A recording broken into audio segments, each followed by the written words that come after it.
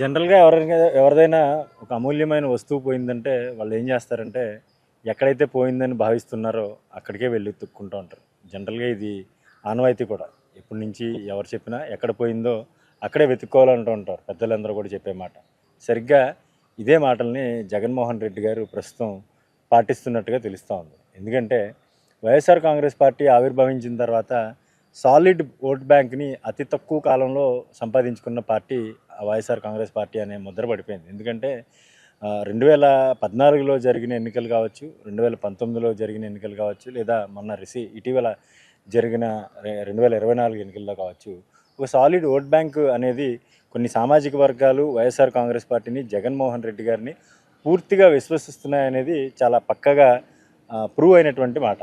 అయితే ఇందులో భాగంగా కొన్ని నియోజకవర్గాలు సాలిడ్ ఓట్ బ్యాంక్ ఉన్నప్పటికీ కూడా కోల్పోవాల్సిన పరిస్థితి 2024 ఎన్నికల్లో మనం చూసాం. అయితే ఇటీవల జరిగిన జెడ్పీటీసీ ఉప ఎన్నికలకు సంబంధించి పులివెందుల, రాజంపేట అంటే ఈ రెండు నియోజకవర్గాల్లో జరిగినటువంటి జెడ్పీటీసీ ఎన్నికల్లో రెండు చోట్ల కూడా వైఎస్ఆర్ కాంగ్రెస్ పార్టీ ఓడిపోయిన పరిస్థితి చూశారు. దీంతో జగన్మోహన్ రెడ్డి గారు పార్టీ అంతర్గతంగా కొంతమంది సీనియర్ నేతలు కొంతమందితో మాట్లాడిన తర్వాత అసలు ఈ పరిస్థితి ఎందుకు వచ్చింది, రాజంపేట లాంటి ప్రాంతం కావచ్చు, కడప వంటి ప్రాంతం కావచ్చు, ఇక్కడ మన పట్టు ఉన్నటువంటి ప్రాంతంలో కూడా జెడ్పీటీసీ ఎన్నికలు ఎందుకు ఓడిపోవాల్సి వచ్చింది అనే దాని మీద ఒక అంతర్గత విశ్లేషణ, అంతర్గత చర్చ జరిగినట్టుగా కూడా తెలుస్తోంది. దీంతోపాటు 24 ఎన్నికల్లో ఏదైతే రెడ్డి సామాజిక వర్గంతో పాటు కొన్ని బలమైన సామాజిక వర్గాలు వైఎస్ఆర్ కాంగ్రెస్ పార్టీని అభిమానించేటువంటి వాళ్ళు కావచ్చు, లేదంటే వాళ్ళకి సాలిడ్ ఓట్ బ్యాంక్గా భావించేటువంటి సామాజిక వర్గాలు కూడా ఎందుకు దూరమైనవి,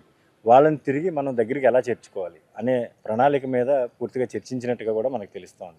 అందులో భాగంగా రాష్ట్ర వ్యాప్తంగా కూడా దాదాపుగా 35 నుంచి 40 నియోజకవర్గాలు రెడ్డి సామాజిక వర్గం డామినేట్ చేసేటువంటి, అంటే గెలుపోటముల్ని నిర్ణయించేటువంటి కొన్ని నియోజకవర్గాలను ఐడెంటిఫై చేయడం, వీటిల్లో రానున్న రోజుల్లో అంటే ఈ నియోజకవర్గాల పరిధిలో 29 ఎన్నికల నాటికి పూర్తి స్థాయిలో వైఎస్ఆర్ కాంగ్రెస్ పార్టీ బలపడమే కాదు, అక్కడ ఎవరిని నిలబెట్టినా ఏ పార్టీ అభ్యర్థులను నిలబెట్టినా వైఎస్ఆర్ కాంగ్రెస్ పార్టీ అభ్యర్థి పూర్తిగా బలంగా ఉండాలి. అంటే పార్టీ పరంగా బలంగా ఉండాలా, రెండోది అభ్యర్థి పరంగా కూడా ఎటువంటి ఇబ్బంది లేకుండా, అతని మీద ఎటువంటి ఆరోపణలు లేకుండా బలమైన అభ్యర్థిని నిలబెట్టే దిశగా కూడా ఆయన ఇప్పటి నుంచే ప్రణాళికలు రచిస్తున్నట్టు ఒక ప్రచారం జరుగుతుంది. ఎందుకంటే అంతర్గతంగా జరిగినటువంటి ఈ సమాచారం చాలా లేటుగా బయటకు వచ్చింది.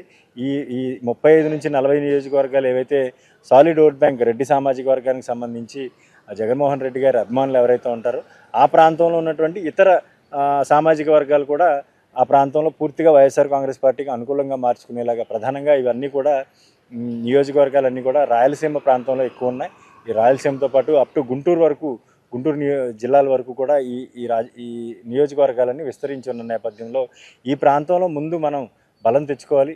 ఇవి సాలిడ్గా వైఎస్ఆర్ కాంగ్రెస్ పార్టీ సీట్లే, ఇక్కడ నిలబెడితే వైఎస్ఆర్ కాంగ్రెస్ పార్టీ అభ్యర్థిని మనం ఢీకొట్టడం కష్టం, లేదంటే అతనిపై విజయం సాధించడం కష్టం అనేటువంటి ఒక భావన తీసుకొచ్చేలాగా ప్రణాళికలు రచించాలని చెప్పి జగన్మోహన్ రెడ్డి గారు పూర్తి స్థాయిలో ఆయనకున్నటువంటి పార్టీ కేడర్ కావచ్చు, లేదంటే వ్యూహకర్తలు ఎవరైతే ఉంటారో వాళ్ళకు కూడా పూర్తి స్థాయిలో అదే తరహా ప్రణాళికలు రచించాలి. అక్కడ ఆ నియోజకవర్గాల్లో ఆ ప్లానింగ్ ప్రకారం ముందుకు వెళ్ళాలని దిశానిర్దేశం చేసినట్టుగా కూడా ప్రస్తుతం మనకు ఉన్నటువంటి సమాచారం తెలుస్తాం.